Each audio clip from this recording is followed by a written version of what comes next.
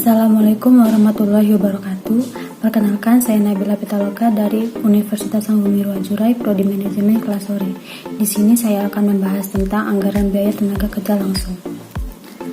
Pengertian tenaga kerja langsung pada prinsipnya terbatas pada tenaga kerja di pabrik yang secara langsung terlibat pada proses produksi dan biaya yang dikaitkan pada biaya produksi atau barang yang dihasilkan. Sedangkan tenaga kerja yang tak langsung pengertiannya terbatas pada tenaga kerja di pabrik yang tidak terlibat secara langsung pada proses produksi dan biayanya secara langsung dikaitkan pada biaya overhead pabrik.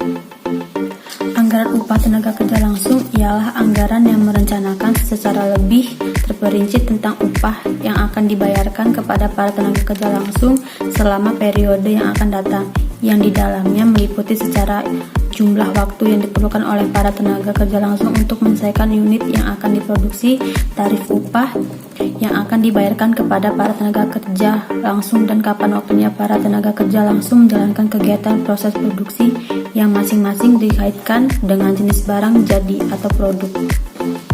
Tenaga kerja langsung juga mempunyai sifat-sifat, yaitu 1. Besar kecilnya biaya untuk tenaga kerja jenis ini berhubungan secara langsung dengan tingkat kegiatan produksi. 2. Biaya dikeluarkan untuk tenaga kerja jenis ini merupakan biaya variabel. 3. Pada umumnya dikatakan bahwa tenaga kerja jenis ini merupakan tenaga kerja yang kegiatannya langsung dapat dihubungkan dengan produk akhir, terutama dalam penentuan harga pokok.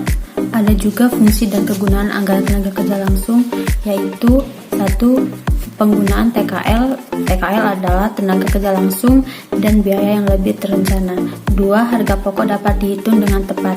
3. Alat pengawas biaya tenaga kerja. Alasan untuk penggunaan anggaran tenaga kerja langsung yang terpisah adalah untuk menyediakan data perencanaan tentang jumlah tenaga kerja langsung yang dibutuhkan, banyaknya tenaga kerja langsung, biaya tenaga kerja untuk tiap unit produksi, kebutuhan alat kas, dan tujuan lain. Anggaran tenaga biaya kerja langsung adalah untuk membentuk dasar bagi pengadilan tenaga kerja langsung.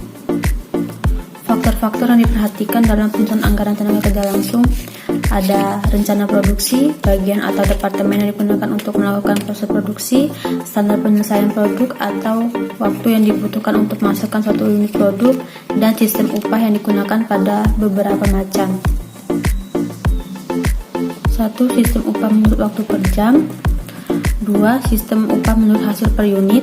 3. Sistem upah dengan insentif atau interval upah yang besarnya pada unit yang akan diselesaikan dalam waktu yang telah ditentukan berdasarkan intervalnya. Dalam anggaran tenaga langsung juga terdapat perencanaan jam kerja langsung, yaitu 1. Studi waktu dan gerakan. 2. Biaya standar. 3. Perkiraan waktu langsung oleh penyedia. 4. Perkiraan secara statistik oleh kelompok staf untuk menggambarkan suatu dari 4 pendekatan. Asumsikan produk utama diproses melalui 4 departemen produksi. Di dalam anggaran biaya tenaga kerja langsung juga terdapat penggunaan kurva belajar. Konsep kurva belajar khususnya dapat diaplikasikan dalam industri saat biaya tenaga kerja merupakan komponen yang besar dari total biaya produksi dan operasional produksinya. Kurva belajar juga diaplikasikan oleh beberapa perusahaan untuk semua biaya produksi, bukan hanya biaya tenaga kerja. Perencanaan tingkat upah menentukan tingkat upah tenaga kerja langsung rata-rata dalam departemen produksi atau pusat biaya sering merupakan masalah yang serius. Struktur anggaran tenaga kerja langsung harus selaras dengan struktur rencana laba tahunan.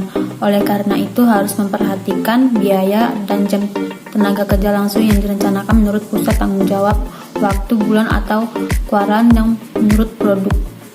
Hal-hal yang perlu dipertimbangkan dalam perencanaan tenaga kerja adalah kebutuhan tenaga kerja, pencarian atau pendidikan tenaga kerja, latihan bagi tenaga kerja baru, evaluasi dan spesifikasi pekerjaan bagi para tenaga kerja, gaji dan upah yang harus diterima oleh tenaga kerja, dan pengawasan tenaga kerja.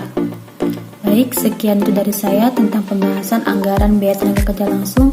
Bila ada yang kurang saya mohon maaf. Wassalamualaikum warahmatullahi wabarakatuh.